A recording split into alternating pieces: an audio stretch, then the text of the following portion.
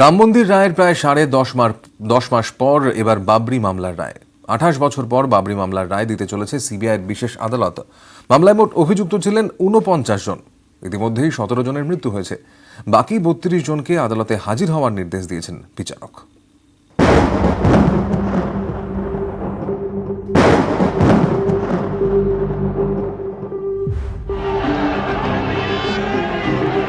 রাম মন্দির, বাবরি মসজিদ, দুটি ধর্মস্থানকে কেন্দ্র করে বিতর্ক টানাপোড়েন আইনি লড়াই আপাতত পিছনের সারিতে।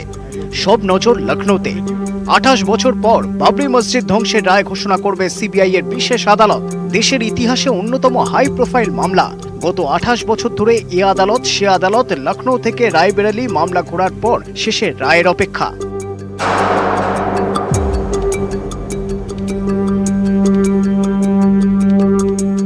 উনিশশো সালের 6 ডিসেম্বর বাবরি মসজিদ ধ্বংসের পর দুটি এফআইআর দায়ের হয়। বাবরি ধ্বংস মামলা, এফআইআর নম্বর 197/92। মসজিদ ভাঙার সঙ্গে জড়িত কর সেবকদের বিরুদ্ধে মামলা, এফআইআর নম্বর 198/92। বিজেপি, আরএসএস, বিশ্ব হিন্দু পরিষদ নেতাদের বিরুদ্ধে মামলা। অভিযুক্ত লালকৃষ্ণ আডবাণী, মুরলী মনোহর যোশী, উমা ভারতী, বিজেপি রাজ্যসভার সদস্য বিনয় কাটিয়ার, বিশ্ব হিন্দু পরিষদ নেতা অশোক সিংহল, গিরিরাজ কিশোর, বিষ্ণুহরি ডালমিয়া, সাধ্বী রীতাম্বরা, সাক্ষী মহারাজ।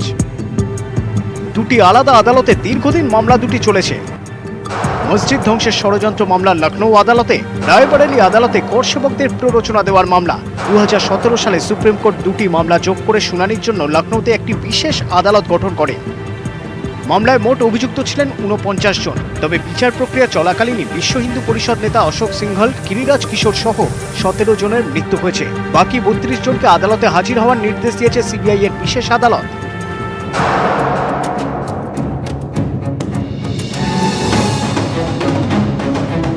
দু 2017 সালে লখনৌ আদালত বিজেপির আডবাণী, যোশী, উমা ভারতী এবং আরও 9 জনের বিরুদ্ধে বাবরি মসজিদ ধ্বংস ষড়যন্ত্র মামলায় চার্জ গঠনের নির্দেশ দেয়। কল্যাণ সিং তখন উত্তরপ্রদেশের রাজ্যপাল। সাংবিধানিক রক্ষা কবচ থাকায় তার বিরুদ্ধে চার্জ গঠন হয়নি। গত বছর সেপ্টেম্বরে রাজ্যপাল মেয়াদ শেষ হওয়ার পর তিনি তার সুরক্ষা কবচ হারান এবং তার বিরুদ্ধে চার্জ গঠিত হয়। তিনি বর্তমানে জামিনে ছাড়া রয়েছেন। চলতি বছরের 4 জুলাই থেকে অভিযুক্তদের বয়ান নথিভুক্ত করা শুরু হয়েছিল। একমাত্র উমা ভারতী বাদে প্রত্যেকেই দাবি করেছেন হিংসায় উস্কানি বা কাঠামো ভাঙায় কোনোভাবেই জড়িত নয়। কয়েক হাজার কর সেবকের আবেগ ও উচ্ছ্বাসের কারণেই 6 ডিসেম্বর ওই ঘটনা ঘটে। সিবিআই কিন্তু চার্জশিটে দাবি করেছে 1992 সালের 6 ডিসেম্বরের অনেক আগেই প্ররোচনামূলক কথাবার্তার ফুলঝুরি ছোটাচ্ছিলেন নেতারা। ঘটনার দিন তারই প্রতিফলন দেখা যায়। এর দায় আডবাণীদেরই নিতে হবে। নিউজ 18 বাংলা। লালকৃষ্ণ আডবাণী থেকে মুরলী মনোহর যোশী হয়ে উমা ভারতী, ভারতীয় রাজনীতির হুজ হুদের উপর ঝুলছে শাস্তির খাড়া। মসজিদ ধ্বংসের ঘটনায় একাধিক ধারায় মামলা অভিযুক্তদের বিরুদ্ধে। অভিযোগের খাড়া: ভারতীয় দণ্ডবিধির অপরাধ 147, দাঙ্গা 149, বেআইনি জমায়েত ধারা 153 রে, ধর্মের নামে প্ররোচনা ধারা 153 বি, জাতীয় সংহতি বিরোধী কাজ ধারা 505, অশান্তি পাকাতে গুজব ছড়ানো ধারা 120 বি, অপরাধমূলক ষড়যন্ত্র ধারা 376, হিংসামূলক উদ্দেশ্যে পাথর ছোড়া। এতগুলো ধারা কিন্তু রয়েছে অভিযুক্তদের বিরুদ্ধে।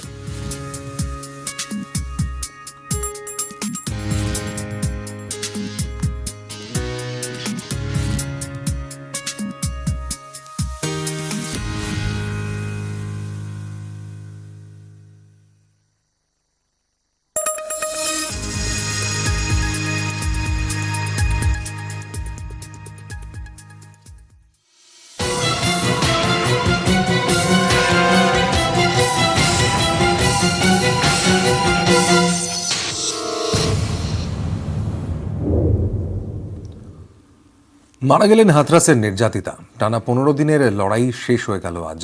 এই ঘটনা নির্ভয়া স্মৃতি উস্কে দিয়েছে, আর তাতেই দিল্লির রাজপথে বিক্ষোভের ঝড়। হাসপাতালের সামনে ধর্নায় নির্যাতিতার পরিবার গতকাল সন্ধ্যা থেকে।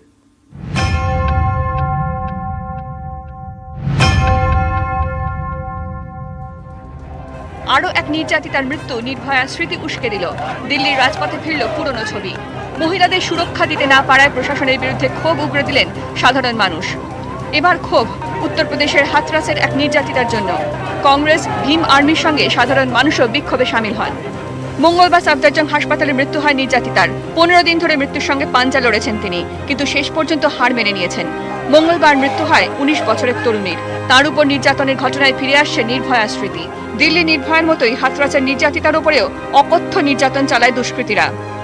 14 সেপ্টেম্বর বাড়ির কাছে খেতে কাজ করতে গিয়েছিলেন, আর বাড়ি ফেরা হয়নি হাথরাসের তরুণীর। জোর করে বাচ্চা খেতে তুলে নিয়ে গিয়ে তাকে ধর্ষণ করা হয়। রাতে ক্ষতবিক্ষত অচৈতন্য অবস্থায় তরুণীকে উদ্ধার করেন পরিবারের লোকেরা। प्रियंका दीदी का फोन आया। हाँ, बोले कि सब आरोपी है, कोई चिंता न करो, आपको इंसाफ मिलेगा। जो आरोपी है उनको फांसी की सजा होनी चाहिए, मेरी यही कागज सरकार को उम्मीद है। জওহরলাল নেহেরু মেডিকেল কলেজ হাসপাতাল থেকে সাফদারজং হাসপাতালে ভর্তি করা হয় নির্যাতিতাকে। তার আঘাত দেখে চমকে উঠেছিলেন চিকিৎসকরা। শরীরে একাধিক ক্ষতচিহ্ন, শরীরের নিম্নাংশে কাঁচ দিয়ে আঘাত, জিভে ও গলায় গভীর ক্ষত। চিকিৎসকরা জানিয়েছেন, তরুণী যাতে অভিযুক্তদের নাম বলতে না পারেন তাই তার জিভ কেটে নেওয়ার চেষ্টা হয়। ঘটনায় 4 জনের বিরুদ্ধে অভিযোগ। রবি, রামকুমার, লবকুশ, সন্দীপ। मुकदमा दर्ज हुआ था 2001 में। वो मामला समाप्त हो चुका था और वो काफ़ी पहले की बात थी। किस चीज़ को लेके वो किन धाराओं में मुकदमा था? इसका डिटेल अभी मैं आपको देख करके बता दूंगा कि किन धाराओं में हुआ था। बहरहाल SC/ST का मुकदमा 2001 में दर्ज हुआ, जो हमारी जानकारी में बताए। অভিযুক্ত 4 জনই উচ্চ বর্ণের, নির্যাতিতা দলিত। তাই জাতপাতের সমীকরণেই এই ঘটনা এমন অভিযোগও উঠছে। যদিও এই অভিযোগ উড়িয়ে দিয়েছে যোগী আদিত্যনাথের পুলিশ। নিউজ 18 বাংলা। হাথরাসের নির্যাতিতার মৃত্যুতে প্রবল অস্বস্তিতে মুখ্যমন্ত্রী যোগী আদিত্যনাথ। উত্তরপ্রদেশের মুখ্যমন্ত্রীকে নিশানা করে আক্রমণ শানিয়েছেন বিরোধীরা। নারী সুরক্ষা নিয়ে প্রশ্ন তুলেছে মহিলা কমিশন। সাধারণ মানুষের ক্ষোভ যোগী আদিত্যনাথের অস্বস্তি বাড়াচ্ছে। ফের নারী নির্যাতন, ফের শিরোনামে উত্তরপ্রদেশ। কখনো উন্নাও, কখনো লখিমপুর, কখনো হাথরাস। বারবার মহিলাদের উপর নৃশংস নির্যাতনের ঘটনার সাক্ষী যোগী রাজ্য। হাথরাসে তরুণীর মৃত্যুর পরই টুইটে সরব হন কংগ্রেস সাধারণ সম্পাদক প্রিয়াঙ্কা গান্ধী। প্রিয়াঙ্কা লেখেন, উত্তরপ্রদেশে আইন শৃঙ্খলার অবস্থা ভয়াবহ। মহিলাদের জন্য এ রাজ্যে সুরক্ষা বলে কি কিছুই নেই? অপরাধীরা প্রকাশ্যে ঘুরে বেড়াচ্ছে। মুখ্যমন্ত্রী, এসব বন্ধ করাটা তো আপনারই দায়িত্ব ছিল। এখন আপনি কোথায়? 19 বছরের তরুণীকে জোর করে খেতে তুলে নিয়ে গিয়ে ধর্ষণ, অকথ্য নির্যাতন, হাসপাতালে মৃত্যু নির্যাতিতার। ঘটনার দায় কার? শুরু হয়েছে রাজনৈতিক চাপানুতোর। हाथरस की बेटी जीवन और मौत से जूझ रही थी, संघर्ष कर रही थी, सरकार बैठकर मुखदर्शक बनी थी। आखिर सरकार ने गंभीरता से क्यों नहीं लिया? उसके इलाज की प्रॉपर व्यवस्था क्यों नहीं की? कौन है इसका जिम्मेदार? मुख्यमंत्री जी, और कितनी बेटियों के साथ इस तरह की घटना होगी? जो होएगा कानून के तहत होएगा, मगर कठोर होएगा। इसमें कोई लापरवाही सरकार की तरफ से नहीं होगी। हमारे मुख्यमंत्री जी भी बहुत दुखी हैं और पूरी की पूरी सरकार उस परिवार के साथ संवेदना प्रकट भी कर रही है। বিরোধীদের বিক্ষোভে পা মিলিয়েছেন সাধারণ মানুষ। সেলিব্রিটি থেকে সাধারণ মানুষের মধ্যে ক্ষোভ চরমে। উত্তরপ্রদেশের বিভিন্ন এলাকা তো বটেই, রাজধানী দিল্লিতেও বিক্ষোভ ছড়ায়। দিনভর সোশ্যাল মিডিয়ায় ট্রেন্ডে শেম অন যোগী। কঙ্গনা রানাওয়াত টুইটে লেখেন, ধর্ষকদের প্রকাশ্যে গুলি করে মারা উচিত। এইসব ঘটনার পর আর অন্য কিছু কি ভাবা যেতে পারে? ধর্ষণের ঘটনা বেড়েই চলেছে। গোটা দেশের কাছেই এই দিনটা লজ্জার। অপরাধ দমনে যোগী প্রশাসনের নীতি নিয়ে বহু বিতর্ক। উত্তরপ্রদেশের মুখ্যমন্ত্রী প্রকাশ্যেই ঘোষণা করেছেন, গড়বড় দেখলেই চরম শাস্তি দেবে প্রশাসন। তারপরেও উন্নাওতে কুলদীপ সেঙ্গার কিংবা লখিমপুরে কল্পেশ যাদবরা একই রকম বেপরোয়া। নিউজ 18 বাংলা। আসি পরের খবরে। মমতা বন্দ্যোপাধ্যায়ের দ্বিমুখী কৌশল। একদিকে উন্নয়নের বার্তা, অন্যদিকে রাজনৈতিক আক্রমণ। উত্তরবঙ্গে মমতার নিশানায় গেরুয়া শিবির, পাল্টা কটাক্ষের সুর বিজেপির গলায়। উত্তরবঙ্গ জুড়ে প্রচুর কাজ হয়েছে, কিন্তু এখন আমি দেখছি দুনিয়াটা, আপনি বেশি কাজ করলে তার মূল্য কম হয়ে যাচ্ছে, কম কাজ করে দাঙ্গা লাগালে মূল্যটা বেশি হয়ে যাচ্ছে। গত লোকসভা ভোটে উত্তরবঙ্গে তৃণমূলের হাত ছিল খালি। উত্তরবঙ্গের 8টি লোকসভা আসনের একটিতেও তৃণমূল জেতেনি। সামনে বিধানসভা ভোট, তার আগে উত্তরবঙ্গে হারানো রাজনৈতিক জমি ফিরে পেতে তৃণমূল মরিয়া। উত্তরবঙ্গ জুড়ে প্রচুর কাজ হয়েছে, কিন্তু এখন আমি দেখছি দুনিয়াটা আপনি বেশি কাজ করলে তার মূল্য কম হয়ে যাচ্ছে, কম কাজ করে দাঙ্গা লাগালে মূল্যটা বেশি হয়ে যাচ্ছে। আলাপুর এবার তুমি দায়িত্ব নিয়ে প্রচারটা কি করে করা যায় একটু দেখো, আর তুমি রাজীব একটু গাইডলাইন করে দাও। ঠিকই বলেছে, সবচেয়ে বেশি করা হয়েছে, অথচ যত বেশি করা হচ্ছে তত বেশি অপপ্রচার বেশি হচ্ছে। আমার মনে হচ্ছে মাঠে নামার আগেই মুখ্যমন্ত্রী হেরে বসে আছেন, সেটা ওনার কথাতে আজকে পরিষ্কার হয়ে গেছে। নয়তো কেউ বলে যে দাঙ্গা করলেই ভালো। আজকালকার এই ভারতে একজন নির্বাচিত মুখ্যমন্ত্রী, এখনো তো অন্তত 5-6 মাস আছেন উনি, এখনই এত হতাশা, এত পরাজয়ের আর্তনাদ। মঙ্গলবার সেই উত্তরবঙ্গে দাঁড়িয়েই মমতার নিশানায় নাম না করে বিজেপি। উত্তরবঙ্গ নিয়ে দ্বিমুখী কৌশল মমতা বন্দ্যোপাধ্যায়ের। একদিকে তিনি যেমন হাতিয়ার করলেন উন্নয়নকে, ঠিক অন্যদিকে দাঙ্গার প্রসঙ্গ তুলে রাজনৈতিকভাবেও নাম না করে বিজেপিকে আক্রমণ শানালেন মমতা বন্দ্যোপাধ্যায়। ক্যামেরায় সুদীপ গুছাইতের সঙ্গে আবির ঘোষাল, নিউজ 18 বাংলা, শিলিগুড়ি। জীবনের প্রায় প্রতিটি ক্ষেত্রেই আঘাত এনেছে কোভিড-19। অসংগঠিত ক্ষেত্র সবচেয়ে বেশি ক্ষতিগ্রস্ত। অসংগঠিত ক্ষেত্রের 88% কর্মী ক্ষতিগ্রস্ত হয়েছেন। গাড়ির মেকানিকরাও গত কয়েক মাস ধরে প্রবলভাবে ক্ষতির মুখে। এই ক্ষতিগ্রস্ত গাড়ি মেকানিকদের পাশে দাঁড়াতে নিউজ 18-এর সঙ্গে যৌথ উদ্যোগে বিশেষ প্রকল্প নিচ্ছে Castrol active.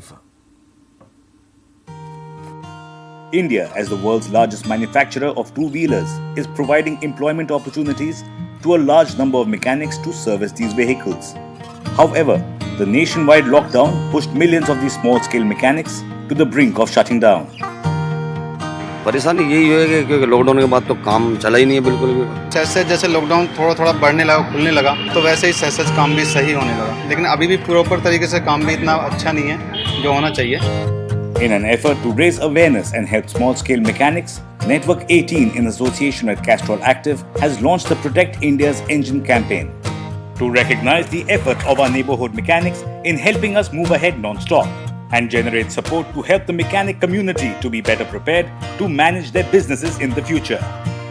As mechanics resiliently look to get back on their feet, Castrol India and Network 18 present Protect India's Engine, a joint initiative to empower India's mechanic community to navigate through these difficult times and be better equipped to restart their business. Castrol Active will aim to invest up to rupees 50 lakhs towards upskilling initiatives for mechanics. Just like our mechanics who protect our bikes, let's now do our bit to protect them and help them to keep moving ahead. The initiative also generated support from some of the most popular stars in the entertainment industry. I think India has the largest number of two-wheelers on road, and keeping them running is this army of unsung heroes, our mechanics. So personally, I don't think there could be a better title for this campaign, because as I see it, it is our mechanics who are the real engines of this country. They keep our engines protected and help us keep moving ahead non-stop. So I couldn't think of a better brand to actually take cognizance of this fact and really help this community. As India heads into systematic unlocking, it is in our duty to help support India's mechanics and unlock newer opportunities for their community. Join Castrol Active and Network 18's Protect India's Engine initiative and pledge your support to protect India's engines. रुक मत चल तू